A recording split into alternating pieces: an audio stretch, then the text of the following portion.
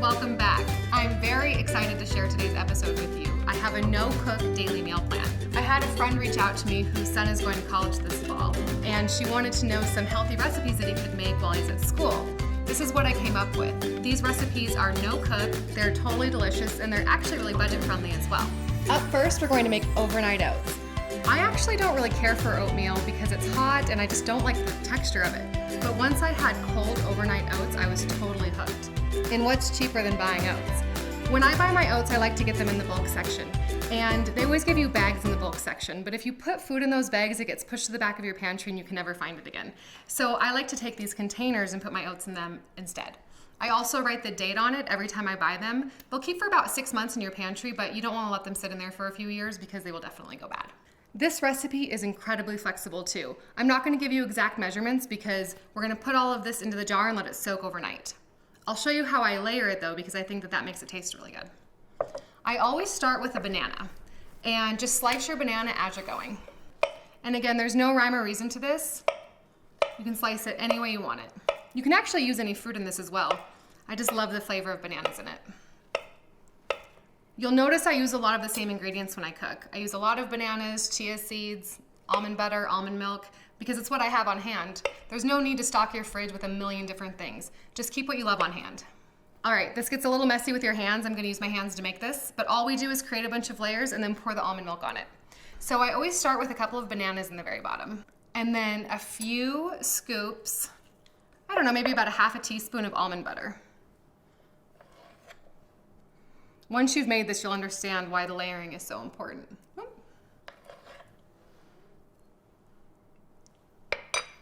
And then about a teaspoon or a half a teaspoon of chia seeds. And the chia seeds gelatinize as they soak. It's really, really good. And then some oats. And depending on the container that I just use this glass container or a mason jar. Fill about a half an inch to an inch with oats.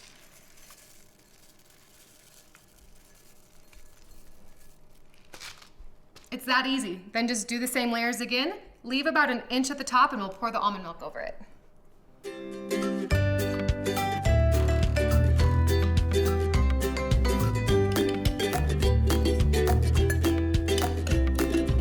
Oats. And back to our banana.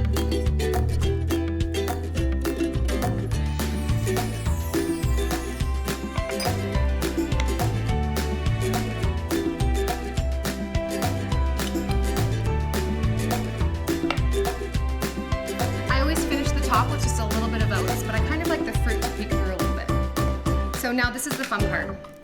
We're going to pour almond milk over this. And you could use soy milk or any nut milk. You could actually use regular milk too if that's what you like to use. But what I'm going to do, let me move this around so you can see it. This is unsweetened almond milk. So just to give this a little bit of sweetness and flavor, I'm going to put a tablespoon of maple syrup into my almond milk. Just a little pinch of sea salt for flavor and for the minerals. And then just about a quarter of a teaspoon of vanilla extract. That's what makes this taste so delicious. If you have almond milk that's already sweetened and already has vanilla flavor, you can of course skip this step. Just stir that up. And here we go. We'll just pour the almond milk right over this. It'll bubble up a little bit, let it soak to the bottom, and you can take your knife and go straight down the middle of it just to make sure that the liquid gets to the bottom. You'll have to do that a few times. Leave yourself a little bit of room at the top where the oats are so that you can actually fill this with milk. And then don't fill it to the very top because these will expand as they soak. Once the almond milk is sitting on top, you're set to go. All you have to do is cover this and put it in the refrigerator overnight and you'll have the most delicious oats in the morning. This is about 2 servings, maybe even 3, and this will keep in your refrigerator for 4 or 5 days. So this is great to make on Sunday night for breakfast the beginning part of the week. I have some overnight oats that I made last night so I could show you guys the difference. You can see how these are still soaking, and in this one, all of the almond milk is absorbed. Let me show you what it looks like. Oh, so delicious. It's fun to put a little bit of fruit on top too. So just like you can see, this is just like oatmeal. It's really thick. You can add more almond milk or soy milk or whatever you use to this if you want to, but I like it just like this. I'm gonna go ahead and taste it. It's so good. Next up, it's time for lunch. I'm going to show you how to make my green ranch wraps. Ranch dressing is one of those things for me similar to oatmeal. I used to really not care for it, and I think it's because it comes out of a bottle and it's so processed. I just don't like the taste. But I had homemade ranch at a restaurant once and I absolutely loved it. So I'm gonna show you how to make a really easy ranch at home, and this one's actually vegan. I have 1 cup of vegan mayonnaise here. You can use regular mayonnaise too. I just like this grapeseed mayonnaise because it's a lot lighter. Let's add all of our spices. First up, we have a teaspoon of granulated onion. And I want to make this as simple as possible. That's why I'm using mostly dried spices here. Next up, a teaspoon of powdered garlic. You could use powdered garlic or granulated garlic, both are the same. And then 2 teaspoons of dried parsley. Dried spices are so great to have around because obviously they won't go bad in your refrigerator. And if you're using dried spices, you just use half of what you would use. So if I was using fresh, I would have used 4 teaspoons of parsley. We need a tablespoon of apple cider vinegar. This thins it out, and apple cider vinegar also has a ton of health benefits. It's alkalizing, and it adds really good flavor as well. A big heavy pinch of sea salt, probably about 1/4 of a teaspoon, maybe 2 pinches, and a few rounds of black pepper. Next up, I'm going to add a couple of teaspoons of fresh herbs. I have some dill and some chives here, which go perfect in ranch dressing. And fresh herbs are super easy to grow. I grow these right outside my door in my garden. You just need about 2 teaspoons of chopped dill, or you could use a teaspoon of dried. And same thing, about 2 teaspoons of chives. Chives have such a great mild onion flavor, and they are like the easiest herb to grow. You just put them right in the ground, and they come back every year. And I'll just whisk this together. That's how easy it is to make ranch dressing at home. This is actually better too if you can keep it in the refrigerator overnight so all the flavors can come together, but it tastes delicious now, so I'll use it in our wraps. It's time to assemble our wraps. So I know wraps can be pretty boring, but if you put a lot of really good flavors in them, they're awesome. They can actually also be pretty unhealthy if you use a white tortilla and you stuff it with a bunch of unhealthy ingredients. That's why I like to stuff mine with mostly greens and some really good flavor. So I have a whole grain tortilla here, and first up, I drizzle on some of my homemade ranch. Probably about a tablespoon. This kind of helps everything stick together. Next up, I'll use an avocado, and I like to use an avocado as the meat of my wrap. If you really are into turkey, you could use some deli turkey, but if you buy deli turkey, try to look for nitrate free because deli turkey is just stuffed with tons of preservatives. Just scoop it right out. This avocado is perfect. Just assemble it like you would a sandwich. Next up, we'll do a couple of handfuls of spinach, well, maybe about 1 handful. You don't want to overstuff this too much because you won't be able to wrap it, but put as much good stuff in here as you can. And you could use kale or lettuce or whatever greens you have on hand. There are a few more things that I like to put in here to make it extra healthy. One of them is microgreens. So anything that is sprouted or micro right when it's starting to grow has the most enzymes in it. And that's why microgreens or sprouts are so good for you. I originally wanted to put sprouts in here, and I went to 6 grocery stores in my hometown in Montana, and no one has sprouts right now. So just like when you guys are shopping, you have to improvise, I'm improvising with some microgreens. They're absolutely delicious. I also have some pea shoots here. Same kind of concept, just a different style. The more flavors that you can put into your wrap, the more interesting it will be. People get really bored with their food. I think it's really important to mix up the flavors. And the final thing is a really fun ingredient that you wouldn't really think of, and it's raw sunflower seeds. Sunflower seeds are great for you, and they add good fiber, but they add a really good crunch and texture as well. When I was in college, there was a burrito place on the edge of campus, and every Wednesday they had vegetarian burritos for 99 cents, and I absolutely love them. I had it every Wednesday. And they put sunflower seeds on the burritos, which sounds kind of interesting, but it was really, really good. So ever since then, I've been putting sunflower seeds in my wraps and on burritos. So we have this all set here. Now the spinach will come down really easily, so just wrap it up. Wrap everything in there. And there you go. This is a perfectly healthy lunch, and you can of course have this for dinner too. Let me cut this open so you can see it.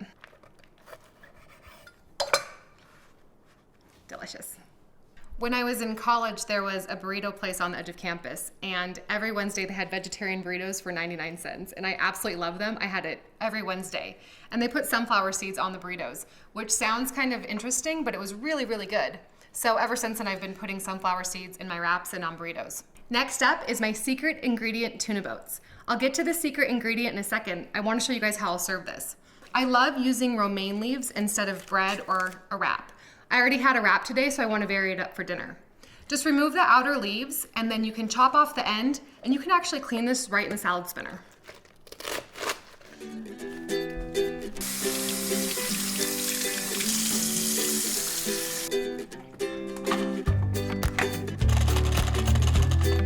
Voila!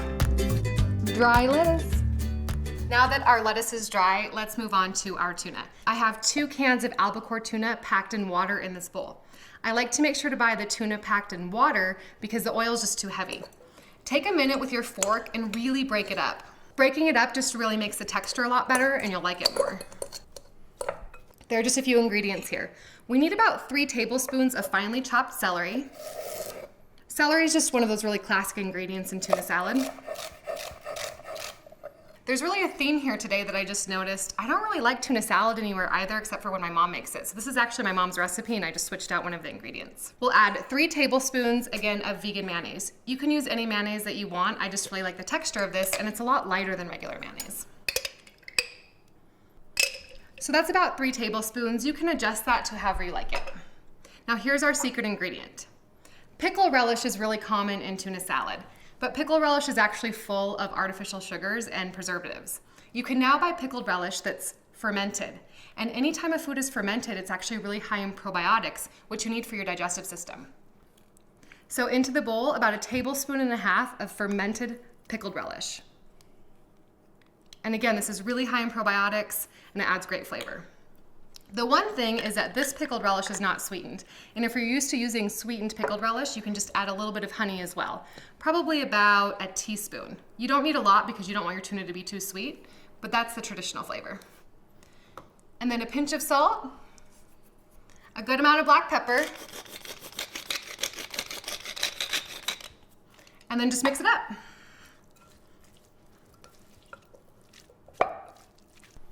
It's that simple.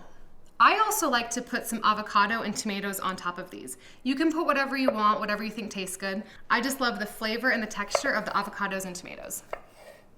And I just need about 1/2 avocado. Just cut around the pit and then twist it open. There we have a perfect avocado. I also like to slice it. Now when you do this and you use a sharp knife, be really careful you don't go through the skin and cut yourself. I've been doing this for a while, so I know how to do it this way. Use a butter knife if you're not used to doing it. And then go the other way. And then just scoop out your avocado pieces. Perfect. All right, let's assemble these.